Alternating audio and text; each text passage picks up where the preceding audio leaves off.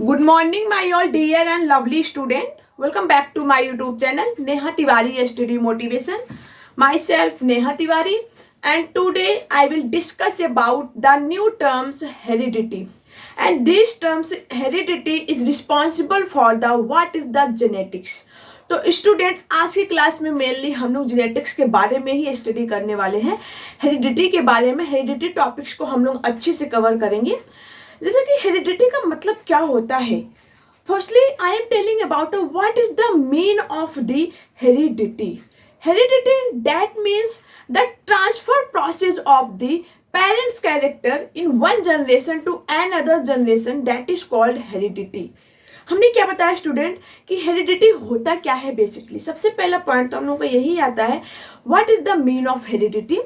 तो स्टूडेंट जो भी पेरेंट्स के कैरेक्टर्स होते हैं, पेरेंट्स के कैरेक्टर्स जो भी हैं उनका जो one generation to an other generation में ट्रांसफर होता है, जो भी उनके कैरेक्टर्स ट्रांसफर हो रहे हैं, तो इस प्रोसेस को ही बेसिकली हम लोग क्या बोलते हैं, हेरिडिटी। हमने क्या बताया स्टूडेंट कि what is the mean of heredity. चलिए हम लोग यहाँ पे लिख लेते हैं heredity. What is the mean of heredity?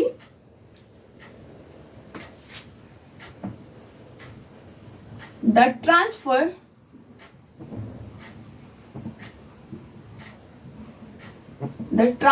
of parental character in one generation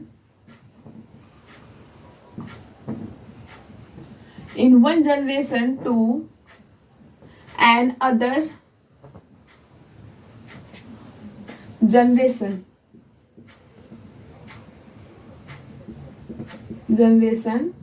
that is called heredity. That is called heredity.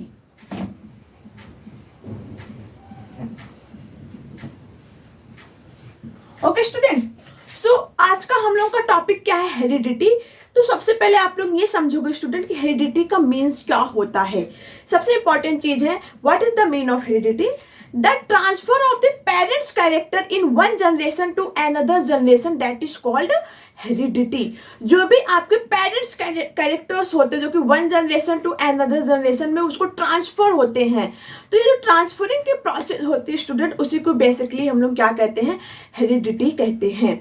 अब जैसे सारे स्टूडेंट को पता है, आई होप सारे स्टूडेंट को पता होगा भी ये पॉइंट, कि जो भी पेरेंट्स कैरेक्टर्स को ट्रांसफर करते हैं one generation to another generation में, उसके लिए रिस्पॉन्सिबल कौन होते हैं, उसके लिए कौन फैक्टर होते हैं जो कि आपके पेरेंट्स के कैरेक्टर को one generation to another generation में ट्रांसफर कर रहे हैं।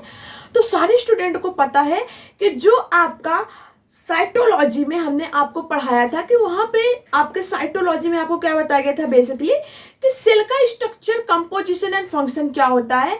तो आपको सेल के स्ट्रक्चर में बताया गया था स्टूडेंट कि जो न्यूक्लियस होता है, न्यूक्लियस में प्रेजेंट होता है जेनेटिक मटेरियल्स।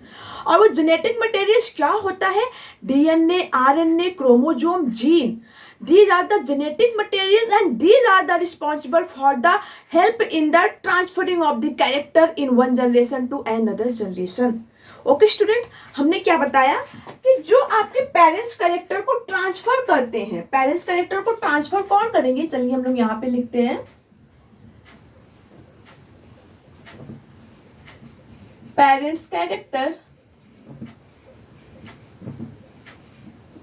ये सी है parents character transferred by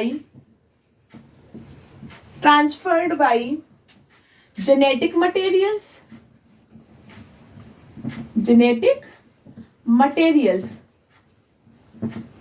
okay student.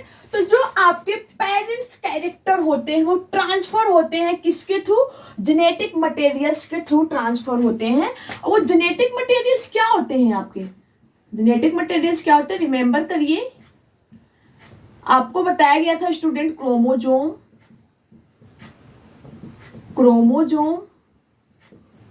Gene, DNA and RNA. और ये सारे के सारे प्रेजेंट कहाँ होते हैं स्टूडेंट? ये सारे के सारे आपके जितने भी हैं सब प्रेजेंट कहाँ होंगे? Present in nucleoplasm. Present in nucleoplasm. Nucleoplasm में ये प्रेजेंट होते हैं। ओके, हमने क्या बताया अभी कि जो भी आपके पेरेंट्स कैरेक्टर है वो ट्रांसफर किसके थ्रू होते हैं? By the genetic materials. Genetic materials आपके जो भी पेरेंट्स के कैरेक्टर है उनको ट्रांसफर करते हैं। तो जो भी पेरेंट्स कैरेक्टर को ट्रांसफर करने वाला फैक्टर कौन हुए? तो फैक्टर है आपका जेनेटिक मटेरियल। और जेनेटिक मटेरियल होता क्या है student? Chromosome, gene, DNA and RNA. It is the genetic materials. और ये प्रेजेंट कहाँ होते हैं? Present in nucleoplasm. कहाँ प्रेजेंट होते हैं? न्यूक्लियोप्लाज्म में प्रेजेंट होते हैं। न्यूक्लियोप्लाज्म में क्या होता है student? The mutual substance, the cytoplasmic projection present inner side of the nuclear membrane that is called nucleoplasm.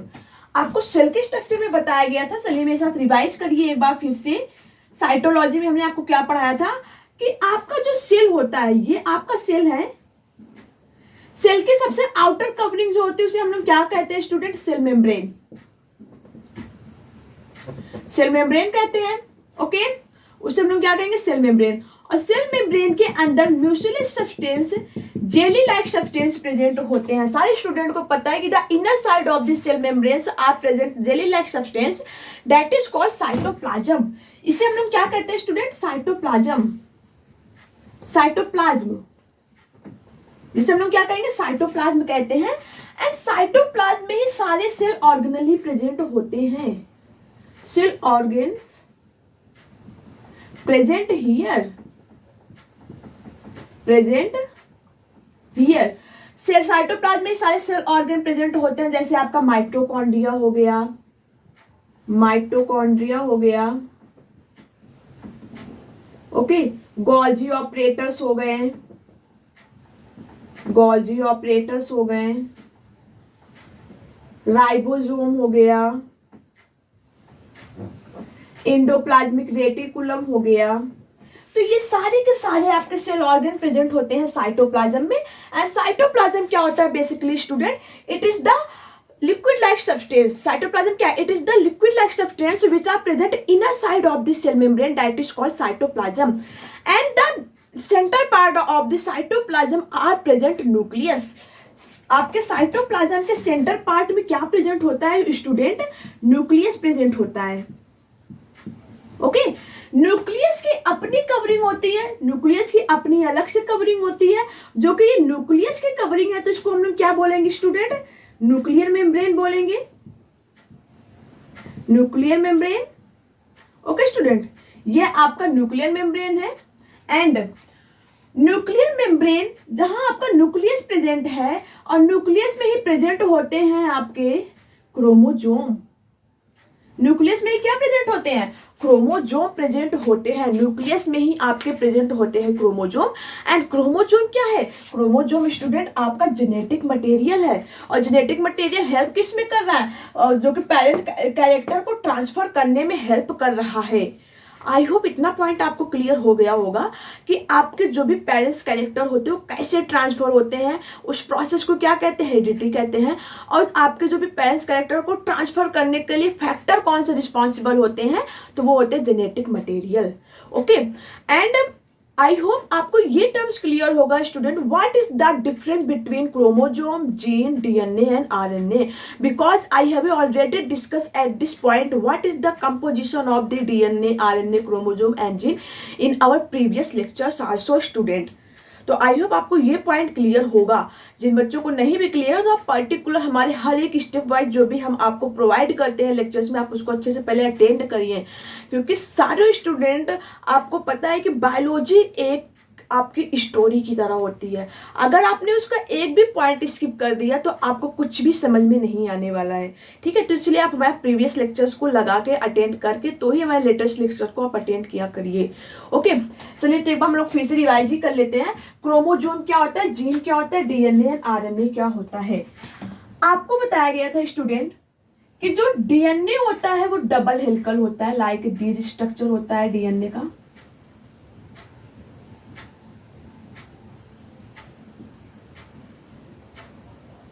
Like this structure होता है। ये आपका क्या है, ये आपका एक डीएनए है। आपको बताया गया था स्टूडेंट कि जो डीएनए होता है, डीएनए का कंपोजिशन क्या होता है, डीएनए आपका न्यूक्लियोटाइड का बना होता है, पॉलीन्यूक्लियोटाइड। ये न्यूक्लियोटाइड का बना होता है, किसका बना होता है, न्यूक्लियोटाइड का। अब ये न्यूक्लियोटाइड है तो एक न्यूक्लियोटाइड से तो बनेगा नहीं, बहुत सारे न्यूक्लियोटाइड से बनेगा, तो इसलिए इसे क्या कहेंगे, पॉलीन्यूक्लियोटाइड कहते हैं। क्या कहते हैं स्टूडेंट, पॉलीन्यूक्लियोटाइड कहते हैं। पॉलीन्यूक्लियोटाइड के 3 पार्ट्स होते हैं, रिवाइज करिए मेरे साथ। पहला क्या होता है स्टूडेंट, पेंटोज शुगर होता है, पेंटोज शुगर। एंड दूसरा क्या होता है, phosphoric acid, phosphoric acid. And तीसरा क्या होता है, नाइट्रोजनस बेस, नाइट्रोजनस बेस। आप लोगों को क्लियर दिख रहा कि नहीं? ओके, नाइट्रोजनस बेस होता है। पेंटोज शुगर के 2 पार्ट होते हैं student, ribose sugar and deoxy, यहां पे हम लिख रहे हैं ribose sugar.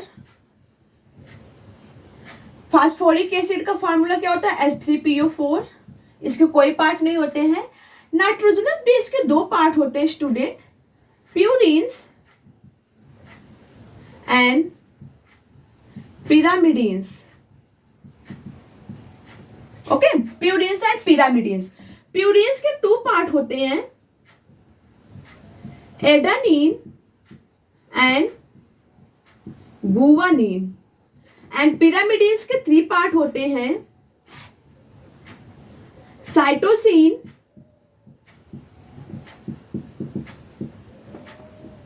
Uracil and thymine. Okay, it is the complete structure of the DNA, it is the complete composition of the DNA. बहुत ही इंपॉर्टेंट टर्म्स है स्टूडेंट, आप उसको बहुत ही अच्छे से नोट डाउन करोगे। जितनी बार आपको रिवाइज करवाओगे आप उसको उतनी बार रिवाइज करोगे, प्रैक्टिस करोगे, एकदम आपके हैबिट में आ जाएगी ये सब चीजें। ओके, तो चलिए, जो डीएनए क्या होता है, न्यूक्लियोटाइड की एक चेन होती है। डीएनए क्या है, न्यूक्लियोटाइड की एक चेन होती है। ओके, डीएनए क्या है, न्यूक्लियोटाइड की चेन होती है। न्यूक्लियोटाइड की चेन है तो इसका क्या हो जाएगा, पॉलीन्यूक्लियोटाइड हो जाएगा। तो पॉलीन्यूक्लियोटाइड के मेनली 3 पार्ट होते हैं, pentose sugar, phosphoric acid, nitrogenous base. अब यही पेंटोज शुगर का ही मोस्ट इंपॉर्टेंट रोल होता है स्टूडेंट। अगर आपको डीएनए बनाना है तो आप डीऑक्सीराइबोज शुगर का यूज करोगे, अगर आरएनए बनाना है तो राइबोज शुगर का यूज करोगे, क्योंकि डीएनए का फुल फॉर्म क्या होता है, डीऑक्सीराइबोन्यूक्लिक एसिड। आरएनए का फुल फॉर्म क्या होता है, राइबोन्यूक्लिक एसिड, यही होता है ना। तो ये होता है। एंड फास्फोरिक एसिड होता है, नाइट्रोजनस बेस होता है। देखिए आपका डीएनए बनता कैसे स्टूडेंट, क्लियर दिख रहा है कि नहीं सबको? ओके, डीएनए सबसे पहली बात, तो डीएनए जो होता है स्टूडेंट, हम यहाँ पे लिख रहे हैं, डीएनए जो है वो डबल हेलिकल होता है, डबल हेलिकल स्ट्रक्चर होता है इसका। ओके, डबल हेलिकल स्ट्रक्चर होता है। ये देखिए, एक हेलिक्स यहाँ पे, एक हेलिक्स है। ये जो हेलिकल होता है ये बनता है H3PO4 का। फास्फोरिक एसिड का आपका क्या बनेगा, हेलिकल बनेगा। और उसके बाद स्टूडेंट जो नाइट्रोजनस बेस है वो इनके बीच में ऐसे प्रेजेंट होते हैं, इनके बीच में क्या प्रेजेंट होते हैं, नाइट्रोजनस बेस की अरेंजमेंट होती है। नाइट्रोजनस बेस की अरेंजमेंट कहाँ होती है, बीच में होती है, जिसमें आपको बताया गया था स्टूडेंट नाइट्रोजनस बेस का प्यूरिन्स, एडेनिन जुड़ता है किसके साथ, एडेनिन जुड़ता है आपका थाइमिन के साथ। एडेनिन आपका किसके साथ जुड़ता है, थाइमिन के साथ। यस, एडेनिन किसके साथ जुड़ेगा, थाइमिन के साथ डबल बॉन्ड में, और गुआनिन किसके साथ जुड़ेगा, साइटोसिन के साथ ट्रिपल बॉन्ड में। तो इस तरीके का इनका अरेंजमेंट होता है। अगर यहाँ पे एडेनिन है तो डबल बॉन्ड थाइमिन, और अगर यहाँ पे गुआनिन है तो ट्रिपल बॉन्ड साइटोसिन। तो इस तरीके का ये इनका अरेंजमेंट होता है डीएनए में, नाइट्रोजनस बेस का इस तरीके का अरेंजमेंट होता है। ठीक, अब ये देखेंगे डीएनए आरएनए में डिफरेंट क्या है स्टूडेंट, इंपॉर्टेंट चीज है ना। तो आरएनए जो होता है, ये तो डीएनए का स्ट्रक्चर है, आरएनए जो होता है वो सिंगल हेलिकल होते हैं, जैसे लाइक दिस सिंगल हेलिकल, ये आपका आरएनए है। ओके, सबसे पहले डिफरेंट तो ये हो गया कि आरएनए जो है वो सिंगल हेलिकल होगा, सिंगल हेलिकल होगा। अब हेलिकल है तो हेलिकल बनेगा किसका, H3PO4 का ही बनेगा। ओके, अब पेंटोज शुगर में आपको आरएनए बनाना है तो राइबोज शुगर यूज करोगे, और डीएनए बनाना है तो डीऑक्सीराइबोज शुगर यूज करोगे। ओके, एंड देखो नाइट्रोजनस बेस में क्या डिफरेंट होता है डीएनए और आरएनए में student. In the case of the RNA the part of the nitrogenous base that thymine is absent, उसमें थायमिन एब्सेंट होता है। इसमें आरएनए के केस में क्या होगा, थायमिन एब्सेंट होगा। ओके स्टूडेंट, तो ये तो है डीएनए और आरएनए में डिफरेंट। अब यहीं पे आप जान लो जीन और क्रोमोजोम में क्या डिफरेंट होता है। जीन एंड क्रोमोजोम में वेरी मोस्ट इंपॉर्टेंट चीज है स्टूडेंट, देखिए यहाँ पे ध्यान से, ये एक सीक्वेंस हो गई, ये एक सीक्वेंस हो गई, ये एक सीक्वेंस हो गई, ये एक सीक्वेंस हो गया। तो ये जो आपका डीएनए का स्मॉलेस्ट यूनिट है, डीएनए आपकी स्मॉलेस्ट सीक्वेंस में अरेंज है, स्मॉलेस्ट यूनिट में अरेंज है। तो ये जो स्मॉलेस्ट यूनिट होता है स्टूडेंट, उसी को हम लोग बोलते हैं जीन। तो जीन क्या है, it is the smallest unit of the DNA that is combined to each other and formed of the DNA complete structure. तो जीन के कॉम्बिनेशन से डीएनए बनता है। ओके, तो ये बेसिकली आपका जो स्मॉलेस्ट पार्ट है, ये देखिए ये सीक्वेंस, ये जो पीसेज है जिसको हम लोग पीसेज कहेंगे, इस पीसेज को हम लोग क्या कहते हैं, जीन। ये क्या है आपका जीन। ओके स्टूडेंट, ये जीन है। तो जीन के कॉम्बिनेशन से डीएनए बनता है। ओके, अब यही पे टर्म आता है क्या, क्रोमोजोम। क्रोमोजोम क्या है बेसिकली, क्रोमोजोम जो है, जीन जो है वो क्रोमोजोम के कॉम्बिनेशन से बनता है। तो chromosome it is the smallest unit of the gene and gene is the smallest unit of the DNA. Okay, तो क्रोमोजोम के कॉम्बिनेशन से जीन बनेगा, जीन के कॉम्बिनेशन से पूरा आपका डीएनए बनता है। तो ये आपका पूरा डीएनए है स्टूडेंट। ये पूरे को हम लोग क्या कहेंगे, इस पूरे को हम लोग कहेंगे डीएनए, और इसके एक एक पार्ट को हम लोग क्या कहेंगे, जीन। और जीन के अंदर भी स्मॉलेस्ट यूनिट पाई जाती है जिसे हम लोग क्या कहेंगे, क्रोमोजोम कहेंगे। I hope I am very very clear student what is the difference between DNA, RNA, gene and chromosome. So firstly सारे स्टूडेंट पहले इसका स्क्रीनशॉट आप लोग ले लो अच्छे से।